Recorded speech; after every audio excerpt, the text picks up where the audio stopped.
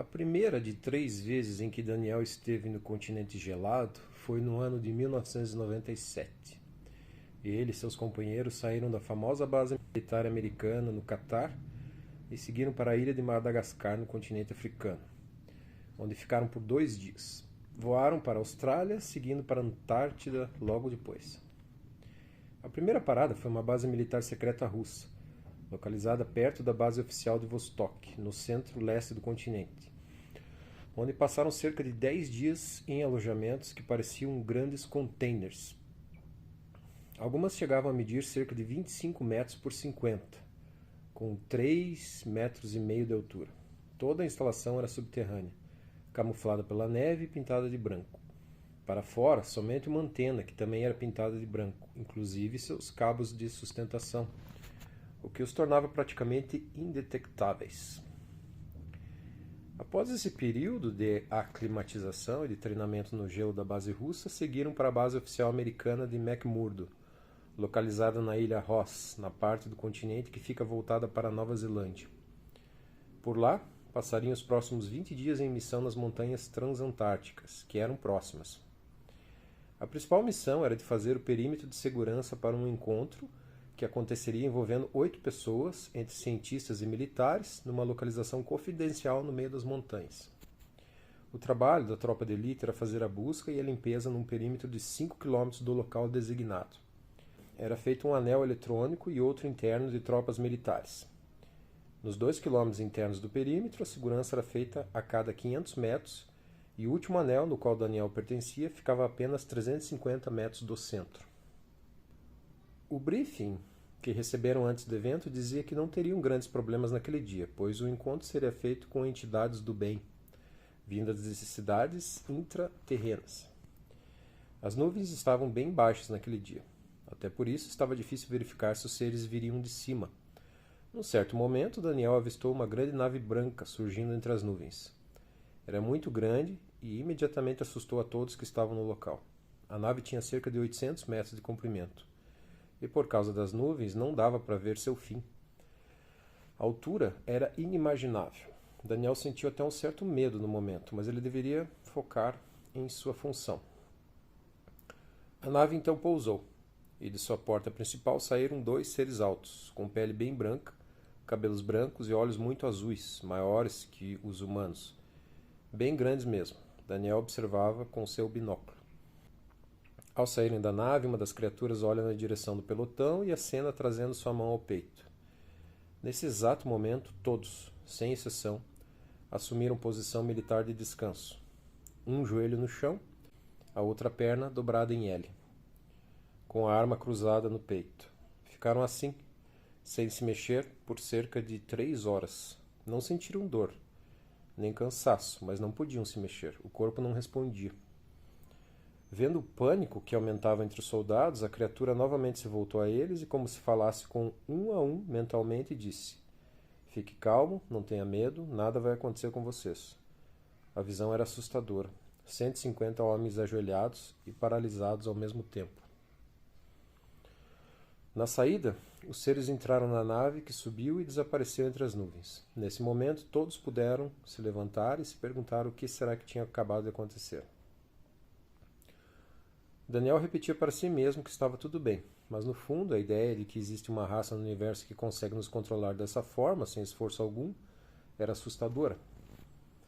Voltaram todos então para a base americana de McMurdo para mais interrogatórios da missão e exames médicos. Daniel, quando da terceira vez que esteve na base, já estava em casa, conhecia cada canto, oficial e não oficial. McMurdo é uma base oficial dos Estados Unidos na Antártica. Qualquer pessoa pode acessar o Google e ver a cidade com ruas, casas e tudo mais. O que Daniel conta é o que não conseguimos ver. Logo atrás dos tambores do sul da cidade é uma entrada para o subsolo. O prédio se chama C3A e tem acesso restrito. Descendo a escada, damos de cara com um laboratório e uma sala grande que possui uma espécie de cinema. É lá que Daniel e seus companheiros eram treinados e recebiam informações da missão. Você já assistiu o filme Predador? Acha que é só ficção? Não é o que descreve Ted Reich, ao escritor Fábio Santos, no livro Intervenção Planetária.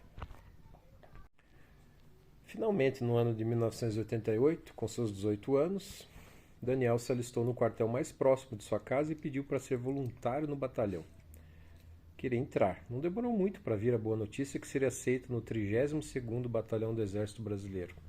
E ficaria por lá durante um ano, até 1989, o que foi comemorado não só por ele, mas também por sua família, em especial seu pai Yun, que via o filho seguir os passos do avô de alguma forma. Já nos primeiros dias, pegou gosto pelo tiro. Toda vez que colocava a mão no fuzil, lembrava-se de suas brincadeiras de criança com o cano, o elástico e as pedras, sentindo a arma como parte de seu corpo. Parecia que já atirava há anos. Felizmente, quando entrou a quarentena, não era mais obrigatório e com apenas uma semana de serviço pôde voltar para casa. Nessa época também foi mudado o uniforme de saída, que agora seria calça verde, coturno, camisa ogre e boina. Foi assim que chegou em casa pela primeira vez e foi recebido com um beijo no rosto pela mãe e com um sorriso de seu pai. Daniel passou um ano servindo como soldado do batalhão, sempre aplicado, com resultados de destaque e com cara de poucos amigos, como sempre foi de sua personalidade desde criança, foi se destacando no grupo. Desde o começo, reparou que 2 tenentes conversavam mais com um grupo de pessoas do que com outros. Aos poucos, eles começaram a se aproximar dele. Na época, com 18 anos e recém-chegado no exército, Daniel queria continuar com a boa impressão e cumprir seu sonho de seguir carreira. Foi então que, numa das conversas com os tenentes, se lembrou de uma história que seu pai contava quando criança, de que um tio dele seria membro das FARC, Forças Revolucionárias da Colômbia, um grupo tido como terrorista, muito famoso na América Latina e com grande força no país vizinho. E contava que existia uma linha de pagamento de propina que acontecia dentro do Brasil, provavelmente para deixar entrar drogas e armamentos e o fluxo funcionar nos 2 países.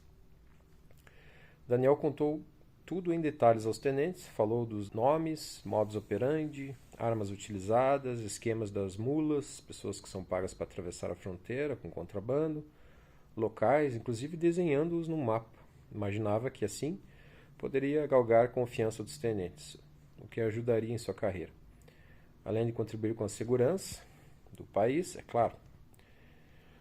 Enquanto contava a história, começou a pensar se realmente tratava-se de um tio, ou se não seria seu pai mesmo, tanto que a história era rica em detalhes. Além disso, seu pai mencionava que não tinha mais contato com seus irmãos.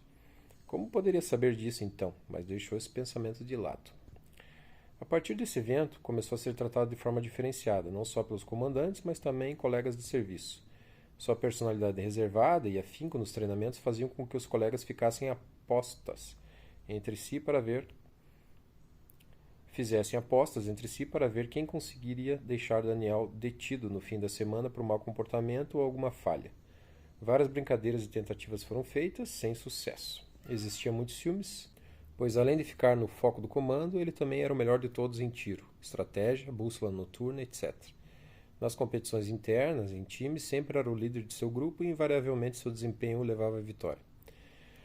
Daniel chegou inclusive a fazer parte de uma propaganda de alistamento que o exército fez na televisão nacional em 1989. Na ocasião, era mostrado fardado, com as armas na mão e servia de exemplo para a juventude. Uma voz ao fundo dizia: "Aliste-se já". Chegava então o final do ano de serviço. Daniel procurou os meios oficiais para seguir carreira, pois esse sempre foi seu sonho desde menino. Decidiu fazer o curso para cabo, a próxima patente após soldado, no qual foi aprovado, mas não conseguiu vagas. Nesse momento se deparou com a realidade. Somente os parentes e amigos próximos de altos oficiais ficavam com as vagas, independentemente do desempenho. Brasil. Ser o melhor do quartel naquele ano não foi suficiente para que ele conseguisse uma vaga e seguisse a carreira que tanto sonhava. Após todo o esforço que fez durante esse ano, sendo o melhor de todos em todos os quesitos do quartel inteiro, se via na situação de não ter chance de ficar no próximo período. Foi então que, já com a cabeça quente, se dirigiu ao tenente e pediu para fazer parte da primeira baixa, dispensa, no fim de ano. O tenente ainda tentou convencê-lo a reconsiderar a decisão para, quem sabe, tentar algo no ano seguinte, mas em vão. Daniel estava muito magoado e decidido a encerrar sua passagem pelo exército brasileiro. Naquele dia, quando ele chegou em casa, seu pai não estava. Quando Yun chegou horas depois, disse ao filho que tinha conversado com o coronel e sua baixa seria dada. Daniel não sabe até hoje nem o motivo, muito menos o teor da conversa de seu pai com o coronel. Mas uma coisa era certa: ele não fazia mais parte do batalhão. Chegou o dia então da cerimônia de despedida dos soldados, que deram baixa no ano de 1989. Daniel, apesar de ser reservado e até invejado pelos colegas, era uma pessoa benquista e fez questão de estar lá presente. O evento era uma tradição no batalhão e todos participavam. Na ocasião, foi cumprimentado por todos, desde colegas soldados ao coronel, que tinha conversado com seu pai dias antes e sempre elogiado. Você vai fazer falta.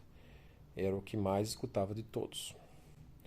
Um sargento chegou a recomendar que ele fizesse a ESA, Escola de Sargentos. Naquele momento, muito decepcionado com tudo que havia acontecido, agradeceu a indicação, mas recusou. Já estava com a cabeça feita e a mágoa ainda se fazia presente. Agora gostaria de focar na sua vida fora do exército, apesar de não saber ainda muito bem o que iria fazer. No final da cerimônia, Daniel saiu do quartel, virou à direita na rua rumo à esquina do batalhão. Cerca de 40 metros à sua frente ficava o ponto de ônibus no qual teria que esperar a sua condução. Na metade do trajeto, lembrou que esqueceu sua mochila no vestiário do quartel e teve que dar meia volta. Ao chegar ao pátio, ainda restavam algumas pessoas por lá e ele foi cumprimentando e acenando a todos seus conhecidos novamente no trajeto. Na volta, já com sua mochila em mãos, atravessou novamente todo o pátio do exército e chegou à porta do quartel. O sol era intenso, o calor era grande e o único lugar de sombra entre o quartel e o ponto de ônibus era no estacionamento do exército. De lá ele poderia ver quando o ônibus chegasse e correria ao seu encontro, enquanto aproveitava um pouco de sombra que uma das colunas da entrada do local projetava na entrada em que estava. Foi então que, enquanto prestava atenção no nome dos ônibus, alguém o tocou no ombro por trás. Ao virar, um homem bem vestido, moreno, mais ou menos de sua altura, perguntou sem dar boa tarde: Você gostaria de seguir carreira no exército? Ele prontamente disse que sim, mas que aquele ano não seria possível, tinha acabado de sair da sua cerimônia de baixa. O misterioso homem disse então que tinha visto e que se ele realmente quisesse continuar carreira militar, que ligasse para ele, que ele daria um jeito. Deixou um papel com um telefone em suas mãos, entrou no Opala do ano, cor dourada, que parou ao lado e se foi. Nesse mesmo instante, Daniel avistou seu ônibus já no ponto e correu em sua direção, conseguindo pegar a condução. Ao entrar no ônibus, colocou o papel com o número de telefone do homem misterioso dentro do bolso, de fora de sua mochila. Passariam quase 3 meses até que Daniel se lembrasse daquele papel novamente. Durante esse período, tentou de tudo. Conversou com parentes, amigos, vizinhos, sobre todo tipo de trabalho possível. Tentou ajudar parentes em suas tarefas, fez algumas entrevistas de emprego, mas não tinha jeito. Sua paixão pelo exército falava mais alto. Foi então que um belo dia decidiu ligar para aquele número da mochila, para ver no que dava. Sentia que não tinha mais nada a perder. Na primeira tentativa, a pessoa que atendeu pediu para que ele ligasse novamente no dia seguinte, no mesmo horário. Foi o que fez. Na segunda tentativa, o atendente perguntou onde ele morava e se realmente gostaria de seguir carreira militar. Ele respondeu as 2 perguntas e escutou a seguinte mensagem: Perfeito, agora fale pouco e foque em resultados.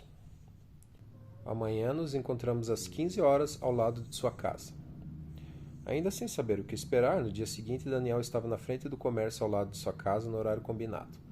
Foi então que o mesmo Opala do ano, de cor dourada e 4 portas, parou diante dele e lá dentro estavam o mesmo homem misterioso na direção e mais 2 pessoas no banco de trás. Ele entrou então na vaga do passageiro e o carro partiu. O homem misterioso agora recebeu um nome, Marcos. Provavelmente esse não era seu nome verdadeiro, mas a apreensão em não saber nem o nome das pessoas já tinha terminado. Marcos foi muito receptivo, amigável, gentil durante todo o trajeto. Conversaram sobre assuntos diversos, como política, música e coisas da vida. Nada sobre onde iriam e o que fariam. Foi então que chegaram à base aérea de Brasília, ao lado do aeroporto. Uma instalação militar. Na entrada, Marcos nem parou o carro e os portões se abriram imediatamente. Ele foi dirigido até uma das pistas e parou o carro na base da entrada de um dos aviões estacionados. Nesse momento, virou-se para Daniel e disse: Tudo o que você fizer daqui para frente, não abra a boca. Seu sonho agora será realizado. Seguido de um aperto de mão e boa sorte, com um clima de despedida, Daniel nunca mais veria Marcos novamente. Ele saiu do carro e ficou maravilhado com o avião. Era a primeira vez que voaria em sua vida. Não soube dizer que modelo era, mas viu que a cor era cinza e de porte médio. Subiu cerca de 10 degraus na escada frontal da aeronave e, ao adentrar, reparou que não havia muitos lugares. No total, havia cerca de 10 pessoas dentro do avião e sobravam lugares. Cada um sentou num canto, pois parecia que ninguém se conhecia. Os outros, como ele, não possuíam bagagem alguma. Daniel viajava somente com a roupa do corpo e sem saber seu destino. Já era fim de tarde e o avião finalmente levantou o voo. Uma das pessoas que parecia estar no comando por lá ofereceu bebidas e comidas. Daniel recusou, pois havia comido antes de sair de casa e não sentia fome. Pouco tempo depois, a aeronave pousava perto da cidade de Três Corações, no estado de Minas Gerais, Brasil. Alguns carros já os esperavam na pista e todos foram levados para uma instalação ao lado da Escola de Sargentos, ESA, da região. Curiosamente, esse era o exato local que anos depois, em 1996, seria destino do famoso ET de Varginha. A ESA de Três Corações foi o local revelado como primeira parada dos corpos dos alienígenas supostamente capturados.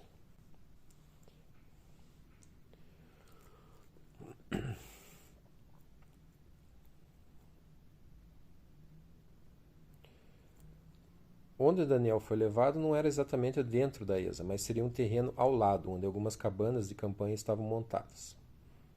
Foi lá que todos se instalaram e Daniel ficou com mais 6 companheiros numa das tendas. Eles forneceram roupas, alimentos e tudo o que precisavam. Até então, nenhuma informação lhes foi dada sobre o motivo de estarem ali. Os 2 dias seguintes foram inteiramente dedicados a avaliações médicas, físicas e orientações em geral sobre o local e o que estava sendo feito.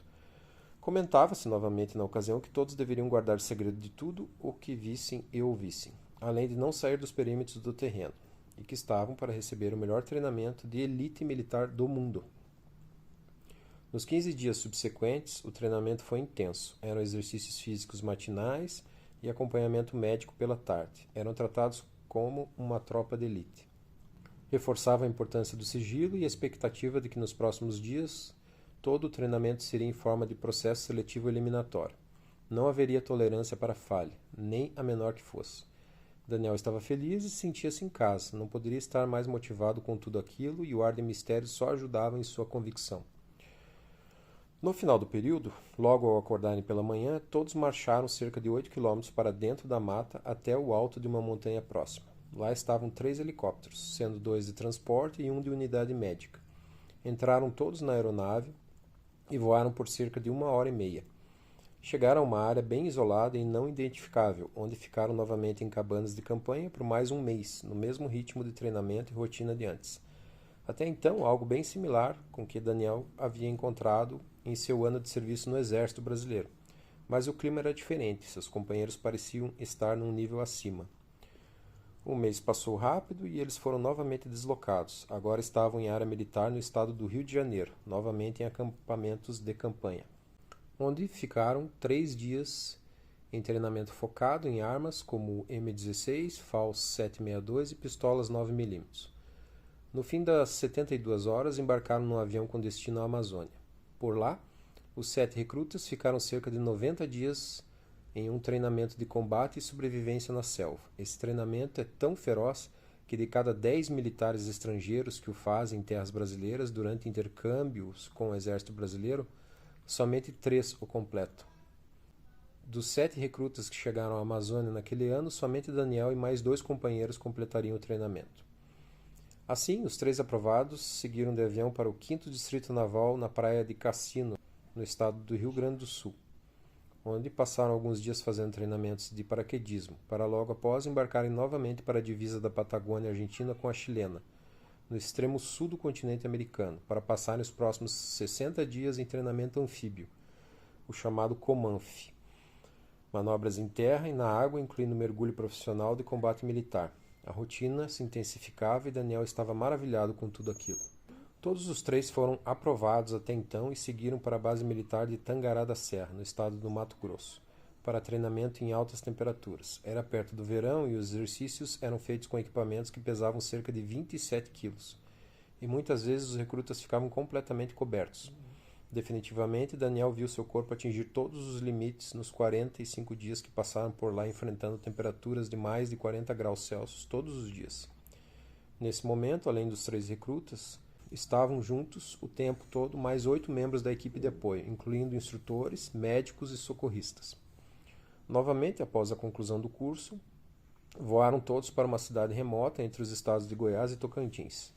Mas, dessa vez, voltaram à sala de aula para instruções técnicas de combate.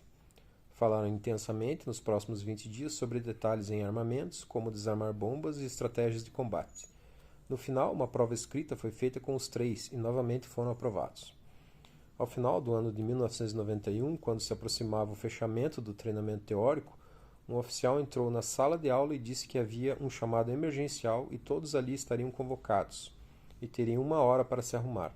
Sem saber para onde iriam, como sempre, seguiram de avião para a base aérea militar de Cuiabá, no estado do Mato Grosso, onde pegaram outro avião do modelo Hércules com destino a Gibraltar, no ponto europeu mais próximo do continente africano. Chegando a Gibraltar, os 3 recrutas desembarcaram e ficaram enfileirados esperando o comando por horas, quando finalmente foram separados para nunca mais se encontrarem. Daniel pegou um voo para um país próximo, onde aguardou instruções por 3 dias e então foi levado a uma base na Legião Estrangeira da França. Chegando lá como único brasileiro, teve contato com mais recrutas de outros países, como Estados Unidos, Inglaterra, França, Espanha, etc. Podia observar gente do mundo todo através das bandeiras em seus uniformes. Foi colocado num time de treinamento com mais um americano e um inglês.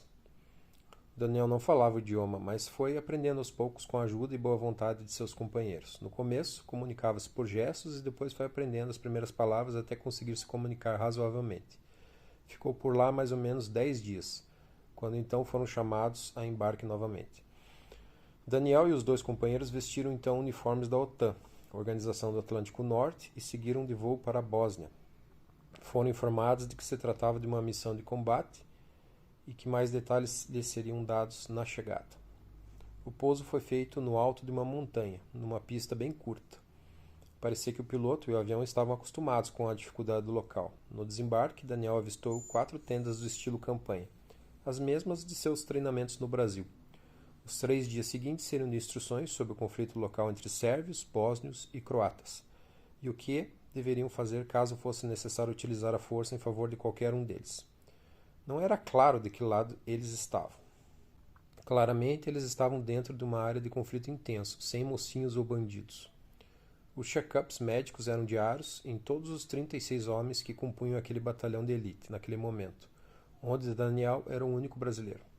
No fim dos 3 dias de informações e exames, um fato curioso, Daniel viu chegar agentes americanos que usavam uniformes da NASA, Agência Espacial, FBI, Polícia Federal, e CIA, Central de Inteligência.